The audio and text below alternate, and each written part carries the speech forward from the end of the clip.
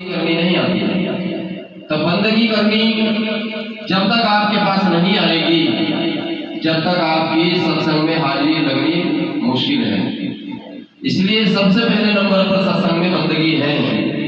ये भगत जी बैठे हैं, 25-30 साल हो गए सत्संग में, इनको पता है सारा कि बंदगी के बगैर सत्संग अधूरा है या नहीं महाराज?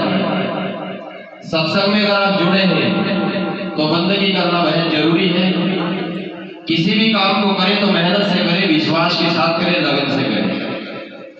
लगन से करेंगे तो काम आपका सफल है, फॉर्मेलिटी से करेंगे तो सफलता मिल भी सकती है और मिल भी नहीं सकती है।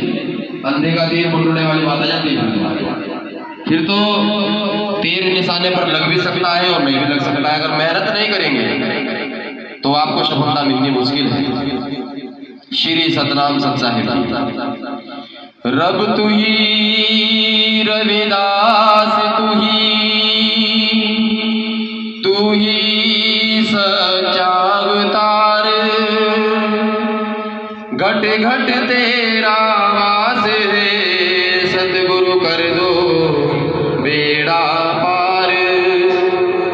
श्री सतनाम सत्साहिब जी। सतगुरु कर दो बेड़ा पार, तुम ही सच्चे करतार। तन मन धन अर्पण करूं, करो भवसागर से पार।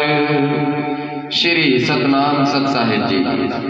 करो भवसागर से पार, धरो चरण कमल में शीश। श्री सतगुरु योगी बाबा जी ने मुझे नाम दिया बख्शीश। श्री सतनाम सत्साहिब जी। नमन वंदन सुमिरन करूं, सतगुरु कोटि कोटि अरदास जी। सेवक आए शरण में, पूर्ण करना जी। श्री सतनाम सत्साहिब जी। गुरुवर मेरे हृदय बसो, मेरे गुरुवर गुरु रविदास जी। काल फांस के चक्र से मुक्ति करो, अर्जी करे प्रवचन महाराज जी। श्री सतनाम सत्साहिब जी। ये पूर्ण रूप से पूरी बंदगी है इस आश्रम की, ये पूर्ण बंदगी है आश्रम की, यहाँ की सदगुरु योग आश्रम बीबीपुर की ये पूर्ण बंदगी है। ये बंदगी जब तक आप सीखेंगे नहीं, जब तक आपकी हाजिरी सत्संग में लगना मुश्किल है। जब तक आप स्कूल में आकर के मास्टर आपका नाम बोल करके आपका हाजिरी ना लगा दे, तब तक आपकी एब्सेंट लगती रहेगी। प्रेजेंट लगाने के लिए हाजिरी में शामिल होना बेहद जरूरी होता है। जो बच्चा गैर हाजिरी में ज्यादा हो जाता है तो उसका नाम कट जाता है, और जब कट जाता है तो उसको कोई सर्टिफिकेट नहीं मिलता है पढ़ाई का। जिस बच्चे को सर्टिफिकेट भी नहीं मिलता है वो पढ़ा लिखा नहीं माना जाता है, और पढ़ा लिखा नहीं होगा तो आपको किसी भी प्रकार से किसी फार्म को अप्लाई करने के लिए, नौकरी में शामिल होने के लिए मौका नहीं मिलेगा। यही सत्संग का सार है। सत्संग में आप हाजिरी का जो समय है वो 10 बजे से लेकर के 11 बजे के बीच आना ही होता है। इसमें साधना का समय होता है। ये साधना का जो समय है सदगुरु महाराज जी के द्वारा बख्शीश मिल जाती है और भगवान जी से हमारा मिलन हो जाता है। साधना में जब साधना में भगवान के दर्शन हो जाते हैं तभी हमारा सत्संग शुरू होता है।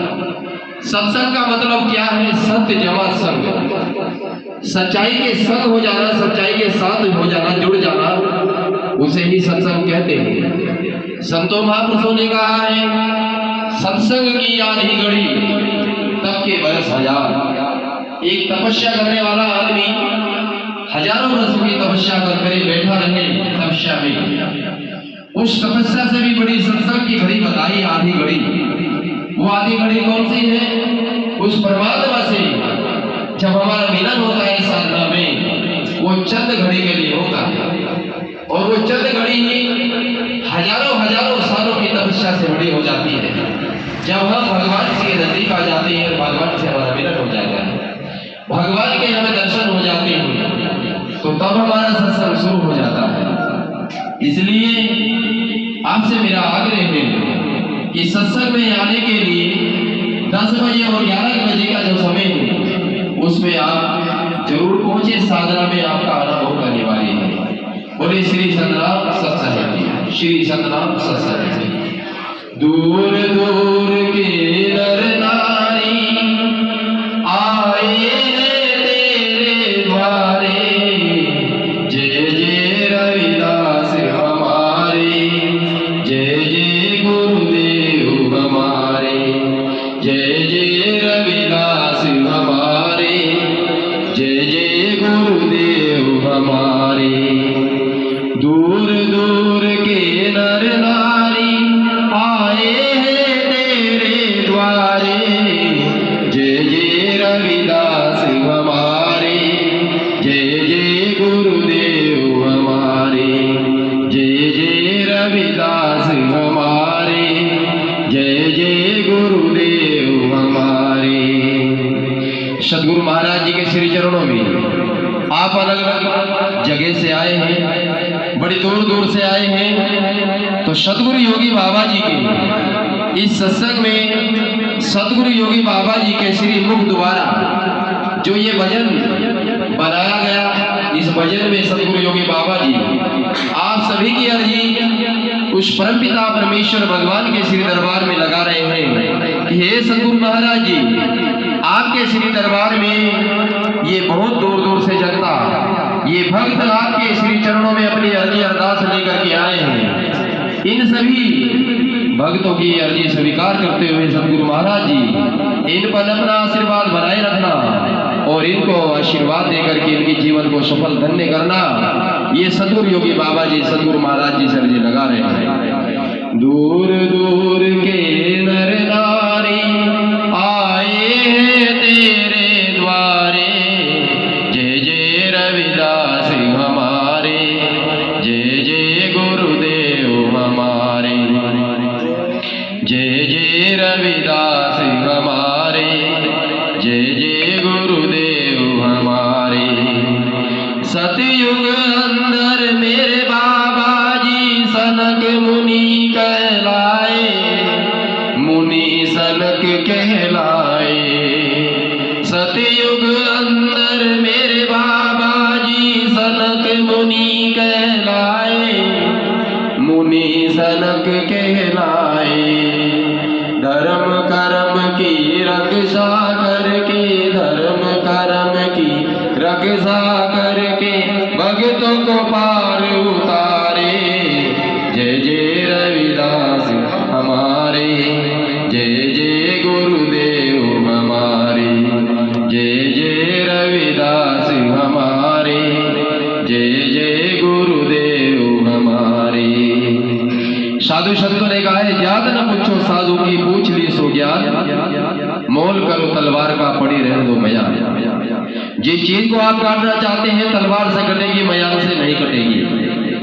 काटने के लिए तलवार की आवश्यकता होती है, किसी भी चीज को काटे तो तलवार की और चाकू की जरूरत होती है। क्यों? क्योंकि चाकू और तलवार में धार होती है, मयान में धार नहीं होती। जिस चीज को आप काटना चाहते हैं तलवार से कटेगी। तो सदगुरु महाराज जी कह रहे हैं, जात न पूछो साधु की, पूछ लियो सो ज्ञान, मोल करो तलवार का, पड़ी रहने दो मयान। सदगुरु महाराज जी कह रहे हैं कि हे संसार के मानव, आप साधु संतों की जात पर मत जाना, साधु संतों के शरीर पर मत जाना, साधु संतों के धर्म पर मत जाना। ये फला धर्म का है, फला जाति का है, इसका तो धर्म नीच है, ये तो नीच जाति से है, इस बात पर नहीं जाना। जात न पूछो साधु की, पूछ लेना ज्ञान। साधु से सुख ज्ञान पूछना है, जात नहीं पूछनी है। क्यों? ज्ञान तलवार के समान होता है। अगर आपका अपने जीवन को बेड़ा पार करने का उद्देश्य है तो आपका जीवन का कल्याण और बेड़ा पार ज्ञान से होगा। अज्ञानता और आडंबरवाद पाखंडवाद से नहीं होगा।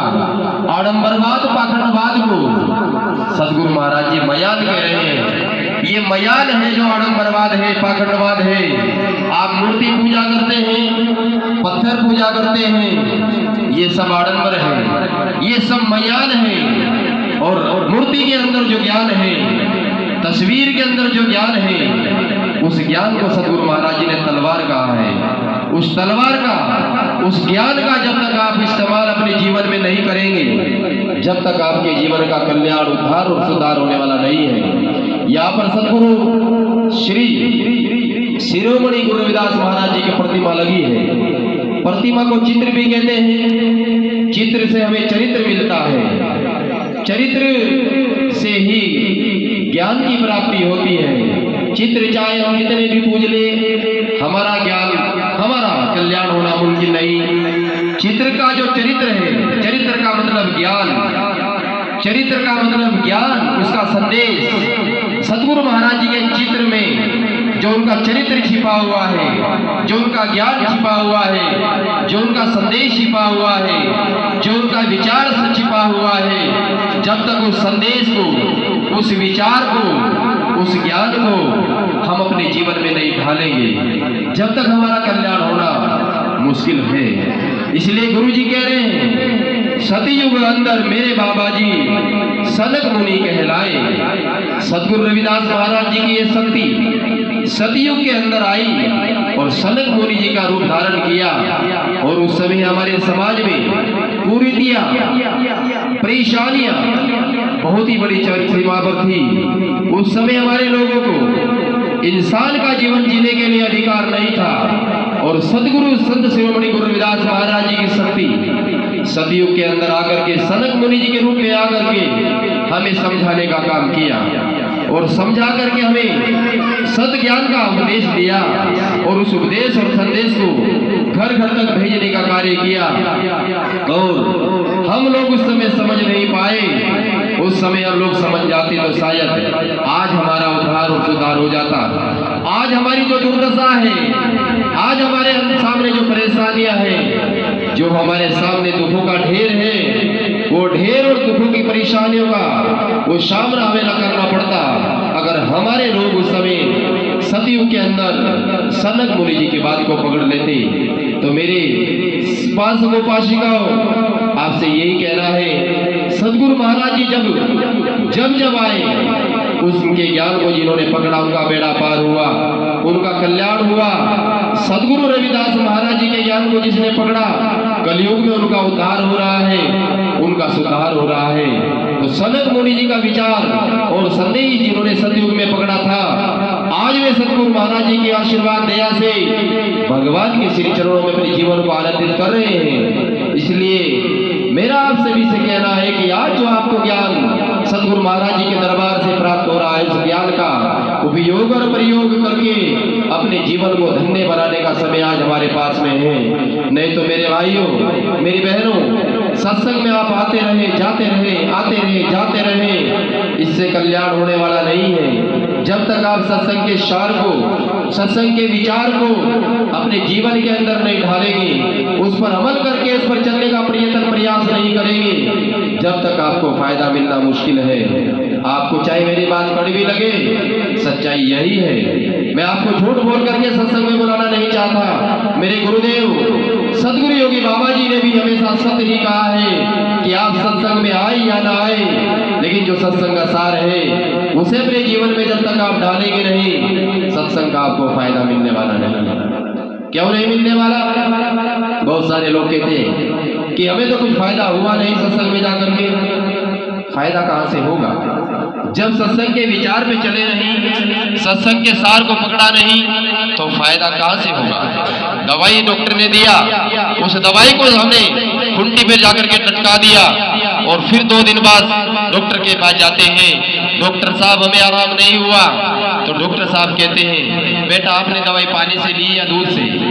डॉक्टर साहब को कहा डॉक्टर साहब दवाई तो हमने ली नहीं, वो तो खुंटी पे लगी हुई है। तो डॉक्टर साहब की गलती नहीं, डॉक्टर साहब क्या कहेंगे? डॉक्टर का धर्म था आपको दवाई देना और आपका धर्म था उस दवाई को खाना। आप डॉक्टर की दी हुई दवाई को खाते तो जरूर आराम मिल जाता, लेकिन डॉक्टर की दवाई को आपने खुंटी पर जाकर लटका दिया और आप जैसे बीमार डॉक्टर के पास गए थे ऐसे ही बीमार डॉक्टर के पास दोबारा आ गए। इसमें गलती डॉक्टर की नहीं, इसमें गलती आपकी है। तो मेरा आपसे कहना है अगर सत्संग में आ रहे हैं तो सदगुरु महाराज जी के विचार को पकड़ो। मैं बार बार यही कहता हूँ सदगुरु महाराज जी के विचार को पकड़ो। अब तक तो कोई मुझे ऐसा नजर नहीं आया जो सदगुरु महाराज जी के विचार को पकड़ ले। मैं भी बहुत कोशिश कर रहा हूँ कोई ऐसा मिल जाए जिसे सदगुरु महाराज जी का दिया हुआ जो मेरे पास में माल है, खजाना है, उस माल और खजाने को मैं उसको दे दूं। ऐसा कोई इंसान मेरे पास अब तक नहीं आया। तलाश जारी है, हो सकता है आज नहीं तो कल, कल नहीं तो परसों और परसों नहीं तो तरसों सदगुरु महाराज जी के द्वारा ऐसा कोई शिष्य यहाँ पर आ जाए जिसको मैं सदगुरु महाराज जी का दिया हुआ खजाना दे सकूं। श्री सतनाम सत साहेब जी। दूर दूर के नर नारी आए हैं तेरे द्वारे, जय जय रविदास हमारे, जय जय गुरुदेव हमारे, जय जय रविदास हमारे, जय जय गुरुदेव हमारे। त्रेता युग में पाठ पढ़ा कर सम्मुख ऋषि कहलाए, ऋषि सम्मुख कहलाए। त्रेता युग में पाठ पढ़ा कर सम्मुख ऋषि कहलाए, ऋषि सम्मुख कहलाए। भेदभाव को दूर हटाकर, भेदभाव को दूर हटाकर सबके कष्ट निवारे, जय जय रविदास हमारे, जय जय गुरुदेव हमारे, जय जय रविदास हमारे, जय जय गुरुदेव हमारे। सदगुरु महाराज जी कह रहे हैं समय समय पर उसने अपने अवतारों को भेजा है और उसके अवतारों ने हमको बुरे कर्म से रोका है, बुरे कर्म से हट करके जीवन को सफल बनाना है। इसी प्रकार से समय समय पर गुरु महाराज जी की शक्ति उस परम पिता परमेश्वर के आशीर्वाद से इस धरा पर आई। सतयुग के बाद त्रेता युग में सम्मुख ऋषि का रूप लिया और सम्मुख ऋषि का रूप लेकर के इस संसार को जगाने का काम किया, इस मानव को समझाने का काम किया और ऐसे समय पर समझाने का काम किया। उस समय छुआछूत, भेदभाव, ऊंच नीच की भावना, जातिवाद बहुत बड़ी चरम सीमा पर था। हमारी बहनों के साथ में, बेटियों के साथ में अन्याय अत्याचार बड़े चरम सीमा पर था। ऐसे समय पर उस परम पिता परमेश्वर ने सतयुग के बाद त्रेता युग में सम्मुख ऋषि जी को इस धरा पर भेजा और इस धरा से भेदभाव को दूर करके सबको समानता, बराबरी, भाईचारा, मानवता का संदेश देने के लिए इस धरा पर उतारा। लेकिन बड़ी सोचने वाली बात है उस समय भी हमारे लोग नहीं समझ पाए, और समझ जाते तो हमारा कल्याण हो जाता, और समझ नहीं पाए तो इसलिए आज हम लोग दर दर की भिखारी और दर दर की ठोकर खा रहे हैं। आडंबर को हम जल्दी पकड़ लेते हैं, पाखंडवाद को जल्दी पकड़ लेते हैं, ज्ञान को हम पकड़ना नहीं चाहते, क्योंकि गुरु महाराज जी ने बताया है ज्ञान ही वो ताकत है जिससे हमें उद्धार हो सकता है, जिससे हमारा कल्याण हो सकता है। ज्ञानहीन नर पशु समाना, संतों महापुरुषों ने ज्ञान के बगैर इंसान को पशु के समान तोला है। ज्ञान ही सबसे बड़ी शक्ति है, ज्ञान ही सबसे बड़ी ताकत है। इसलिए मेरे उपासक उपासिकाओं, ज्ञान की तरफ चलिए, अज्ञानता से दूर रहिए, आडंबरवाद पाखंडवाद से दूर रहिए। जिस संदेश को, जिस विचार को सदगुरु संत शिरोमणि गुरु रविदास महाराज जी समय समय पर आकर के हमें देख गए, उस विचार को हमारा पकड़ना और दायित्व और जिम्मेदारी बनती है। तो सम्मुख ऋषि ने भी हमें समझाने का कार्य किया। दूर दूर के नर नारी आए तेरे द्वारे, जय जय रविदास हमारे,